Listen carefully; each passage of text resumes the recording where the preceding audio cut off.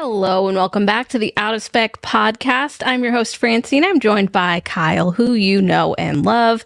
He's in a winter wonderland, but down here we don't have any snow. So have you been having fun in the winter times up in Colorado? Yes, and I even went on an Arctic exploration today to go see the new Cybertruck. I drove down in a blizzard. Worth it. Really fun. Really? It was a blizzard. Yeah, up here in Fort Collins, we were getting dumped on, but down in Denver, where the truck was, there was really not much snow action. But I was putting my Nokian winter tires to good use today. Oh, that's good. Yeah, I mean, driving through and out of a blizzard for the Cybertruck, you said it was worth it, and you tweeted about it. So we have Walter for scale, where you can see the Cybertruck. So you went to a Tesla showroom, it looks like. But yeah, tell me about it, Kyle. Where'd you go? How did you know that you were able to go see it? And how long has this been available for viewing? Well, yeah, so there's actually, I think, 11 locations at the time of this recording, Tesla sales centers that have Cybertrucks on display. And you can just go there during business hours and look at the truck. And I have the list somewhere, and I think we should just run through them really quick. There's one in New York City.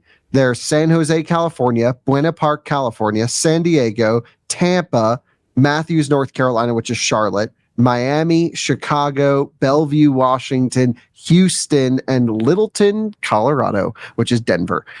So really cool that there are 11 locations around the country where Tesla is hosting public viewing of the new Cybertruck. And this is a vehicle, first of all, by the time this podcast goes up, it might go up a couple hours before, but we'll have a full out of spec reviews vlog style video, us going to look at it, our first impressions. Alyssa and I drove down with Walter the Noof, and we went down to go take a look at this thing, and it was really a cool thing. So many viewers were there because, of course, all the enthusiasts came out to look at that, and at least locally we know a lot of people. So it was great to see friends. We were there for a couple hours just chatting with people. It was great, and really had a blast looking at this truck. And so I encourage anyone that covers automotive, that tweets about things automotive, to at least go see it, because maybe some of our audience will have noticed or realized or recognized, and some people comment on it. I haven't really talked about the Cybertruck at all. It's basically like, we'll see what it is when it gets there. I haven't said if I like it or dislike it. I haven't really talked about it because it just hasn't been a real thing. And I typically don't cover concept cars until they're very close to series production. But the model I saw today will be a customer delivered unit. That was a series production truck. It was VIN 1208. And I don't know if that means they built 1,200 of them, if they're building them in sequence. There was another Cybertruck there, their engineering truck, that was VIN 800 and something. And so there were two Cybertrucks. We only saw one, but I know some of the guys, and they're like, the engineering truck's over there. And that's cool. And so that's the one that's been spotted driving around Denver. This one only had 15 to 20 miles on it. This had delivery mileage. It was brand new, but it was a really cool experience. So I got to talk to the Tesla Littleton guys all about it. And check it out. And of course, made a out of spec reviews video going to look at it. So what did they have to say, the folks at the showroom, about the Cybertruck? So much and so little. So basically, the way Tesla is doing it right now, we're still about a week ahead, just under a week away from the actual delivery event, which is happening in Austin, Texas. And I believe Colton and I are going to go to that. Although Colton's not 100% confirmed, but I'm going to be there. And basically, Tesla doesn't want anyone to open the truck, look inside of the truck to talk about specs other than what's listed on the, sort of display in the showroom, which says it's built to be the world's toughest truck, and it can have a payload of 2,500 pounds, which is pretty damn good, and can tow 11,000 pounds, which is pretty damn good, and some other facts and figures. But we still don't know battery capacity. We still don't know charging specs. We still don't know operating voltage. We still don't know if the split pack happens. We don't know if it's variable ratio steering at delivery or not. And we'll talk about that a little bit later on. But I was asking the Tesla Littleton guys, and they were all pretty, holding their information close to themselves. They really weren't sharing much. But we talked a lot about how to wash it, how to clean it. And that was really interesting. So Yeah, 'cause For the display, sorry, go ahead, Francie. no, well, it's a different kind of material than we typically see, right? So Yeah, stainless steel, but it's different than like the DeLorean stainless steel. It has more carbon in the makeup. It's like a material that we haven't really seen in automotive. It is pretty close to like a refrigerator, though. So yeah, looks like it. funny. So Colton's been doing a lot of research for his video, and I spoke to the detailer who prepped the Cybertruck for the display, and he was a really cool guy. And we were talking about, okay, you can use pH neutral soaps, and then I guess Tesla has their own sort of waterless wash that they're branding as a Cybertruck waterless wash. But he said it was really streaky, and maybe it was just because it was really cold outside that it just wasn't working perfectly. So I think the fallback option with this is just wipe the truck down with isopropyl alcohol, gets all the fingerprints off, got everything good to go, and that's pretty interesting because there's no coating needed for it. It does have a really nice sheen to it when new. This truck had a bunch of swirls and scratches all over the hood as well. It sounds like you can polish them. It might leave some swirl marks. Like I'm not 100% sure how this is all going to work, but I think Colton's going to have actually a pretty sizable business of people coming in for not paint corrections, but metal corrections and trying to get this metal to look as good as possible. So Colton's deep in the researching phase right now, getting pieces of metal in so he can experiment before he gets his first customer. And it's going to be really interesting to see. But at least in terms of their prep, they were just like, we used normal pH neutral soap with no, waxes or sealants or anything in there. And then they just washed it with isopropyl alcohol wipe down, and that got rid of everything. The truck had a great finish to it. There was a test spot where I could tell that they tried to polish it in the back passenger corner. That's always the first place I look because that's where most detailers try their test spots because it's as far away from the driver's seat as possible. So it's the least likely that the driver will see it. And you can tell, okay, that kind of looked good, but it didn't look great. So I think they're going to have to, work on their materials. Apparently Tesla told them not to mess with the truck. Don't do anything other than a basic wash and they're good to go. Apparently it came really dirty from Austin. Was what they were telling me. The wheel wells still had a little bit of dirt in there. He's like, I spent a full day pressure washing the underneath of this truck, getting the mud out of it, and it only had 15 or 20 miles on it. So it sounds like the delivery lot at Austin is just straight mud. Yeah, could be. So super interesting. And I mean, we have speculated about the wraps too that Tesla is offering. And I feel like, all we know about the Cybertruck right now is not much, like you say. We can really just see the outside. We don't know the details.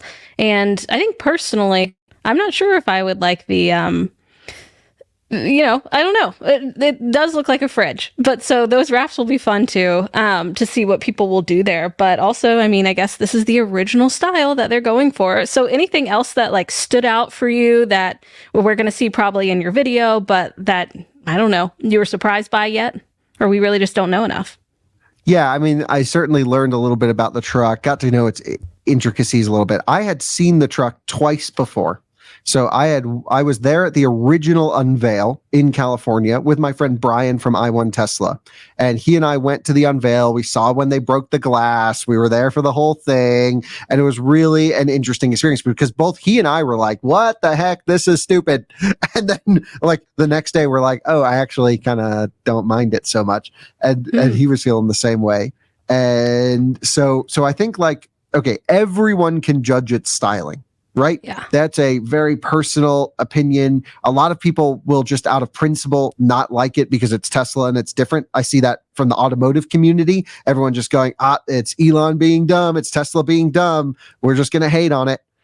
What I care about more than the looks, which I can get over them or I can even enjoy them because I think there's parts of this that are really cool. And I love quirky and weird and interesting cars. And this is the weirdest, interesting, piece of triangle you can drive down the road.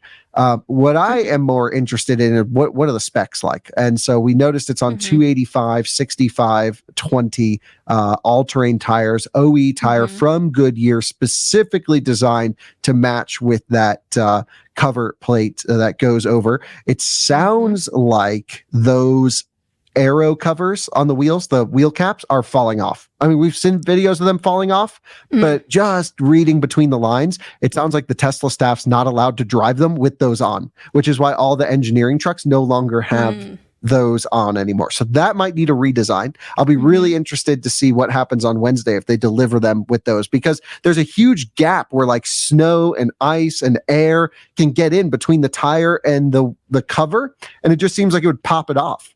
Yeah. So that's something that we need to keep our eye on. The body fitment in terms of gaps and everything, that's more Colton's department. I really don't care so much, but looked acceptable. I wouldn't say it looked perfect. I could definitely spot issues with the rear light bar not lining up totally. If you look at that passenger door lining up to that front A-pillar crease, definitely wasn't perfect up there. But it's like, if someone delivered me this truck and I paid a lot of money for it, I would be, yeah, this is acceptable for an early build.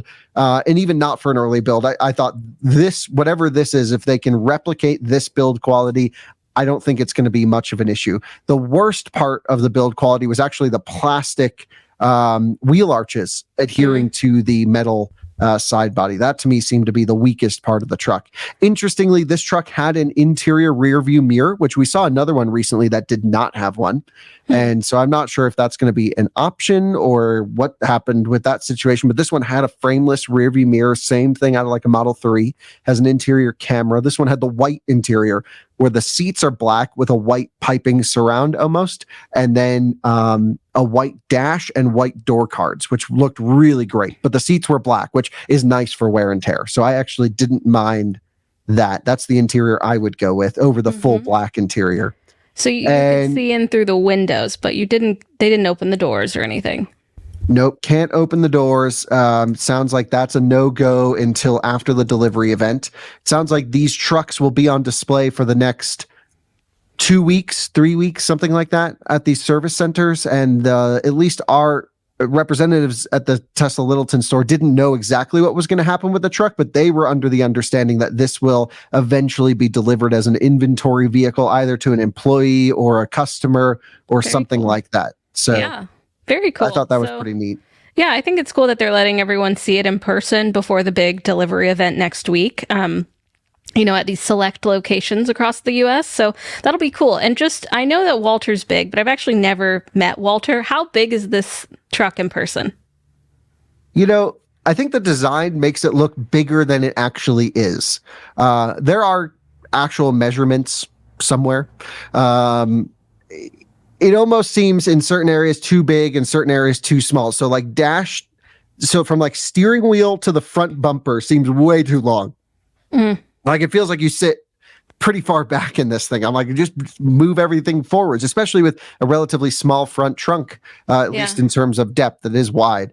And then the bed, they wouldn't open. They wouldn't lift the tonneau cover. It's really hard to gauge how deep that went, but it seems shorter than at least the original truck that I had seen at the unveil. And I think that original truck was also on display at the Peterson Museum, which is where I saw it the second time. And that had some real big length to it. This had an air, I wouldn't say it's like small. It feels bigger than my Rivian. But again, in a showroom, it's really hard to gauge. Either way, the size wouldn't be a buying determining factor for me either way.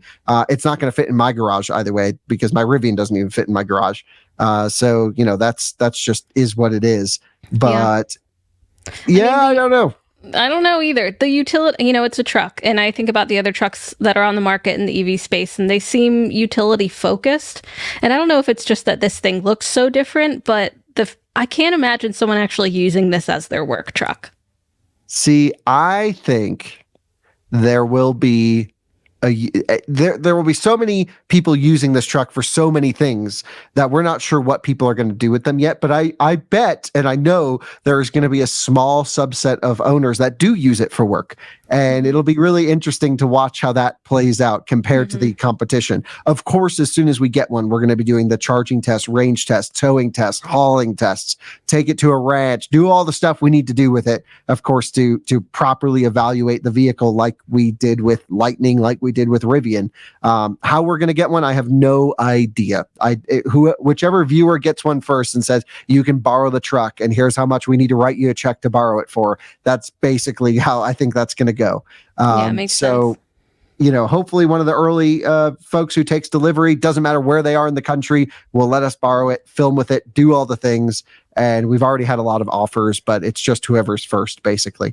So the experience was cool. I want to touch on just roughly what the general like conversations were like around the truck, because I did a lot of like just kind of talking to people, also kind of listening to what other people were saying about it. Because from my side, it's always really important to know what the consumer thinks about something before I go in and review something, because I can touch on certain points.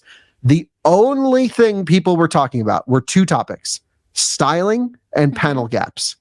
Those were the only two topics, not 11,000 pound towing capacity, not 0 to 60 in 3 point something seconds, not anything that would like have to do with specs, performance, or otherwise, which leads me to believe a little bit more like you, Francie, which is it's difficult to see how this isn't just a lifestyle showpiece for many buyers. This is just going to be a status symbol. It's just going to be to drive something different. It's just going to be to drive something weird.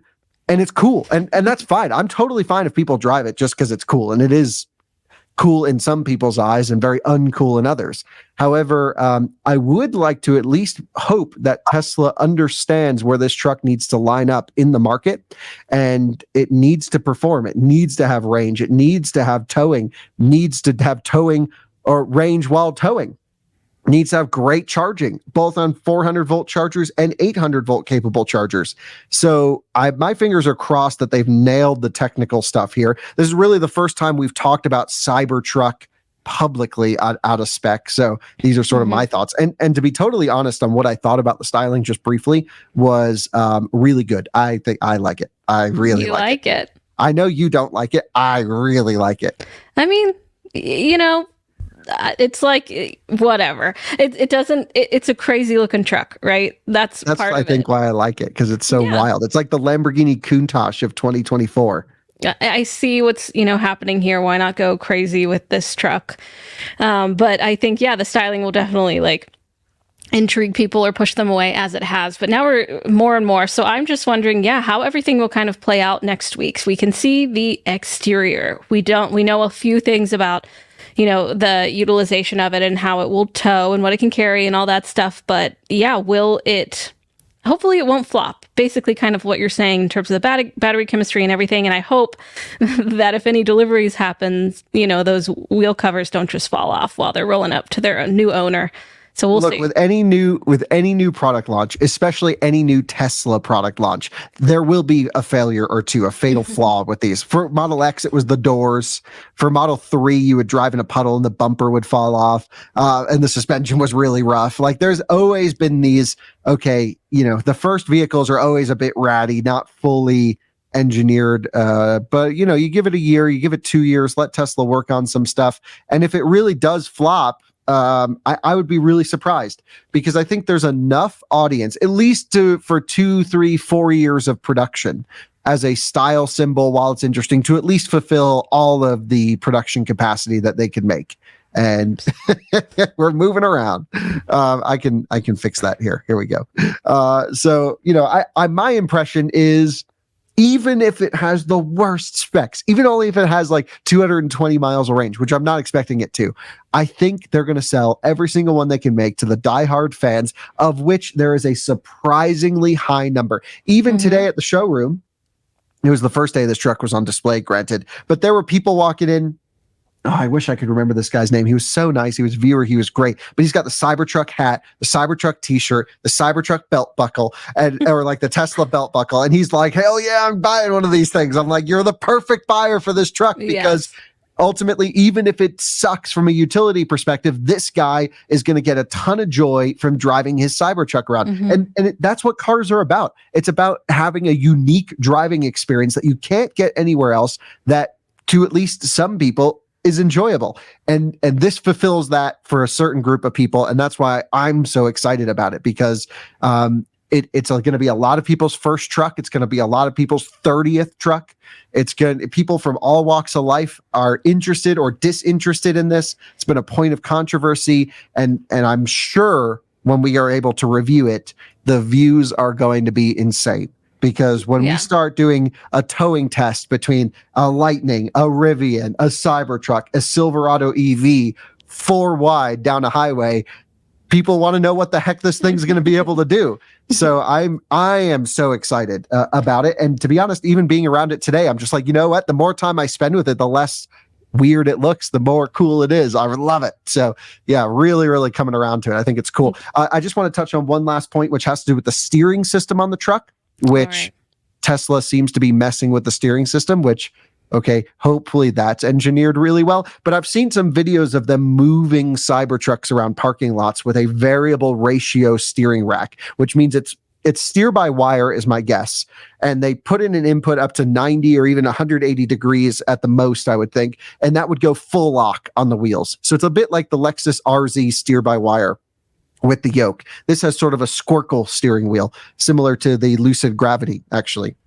And my understanding from reading between the lines was that on the series production truck that was on display today, it didn't have that, or at least it wasn't enabled, or it could be enabled through software. So I think there must be a backup physical connection that you can turn the wheels, if everything were to fail, with a normal steering rack. And then there might be a software update either at launch or in the near future to enable the steer by wire function.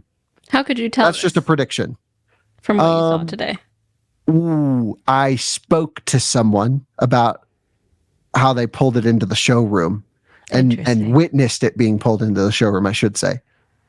How they witnessed it being pulled into the showroom. Right. All right. Detective Kyle. I don't want to get anyone fired or anything like that, because it's just, it's not worth, we're so close to the launch. It's not worth getting anyone in trouble, but it's just okay, there are some interesting things going on with the steering system, with the rear steer system, that definitely I'll have my eye on it when I'm there at the delivery event, watching them maneuver them around. Super cool.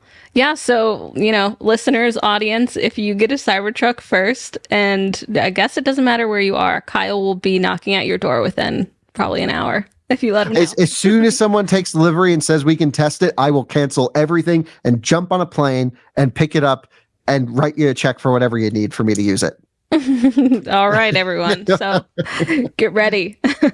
That's right. But yeah, super cool. I think it's really exciting. It is. And it'll be really fun to finally have it to test with. I think there's a lot of fun to be had with it. And of course, to see how the delivery event goes. And yeah, I hope you get to, I hope Colton gets to go so we can really get an idea, because it's such a different looking vehicle. So yeah.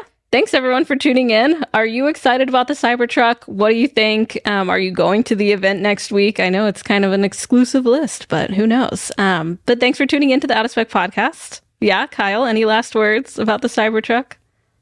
Nope. I'm going to reserve them until I'm able to drive one, because I really don't know if I love it or hate it still, but I think that's okay. Ultimately, I just want to drive it and review it. Yes. And you will soon, as will a lot of people. So, yeah, keep your eyes peeled, and we will see you next time on the Out of Spec podcast.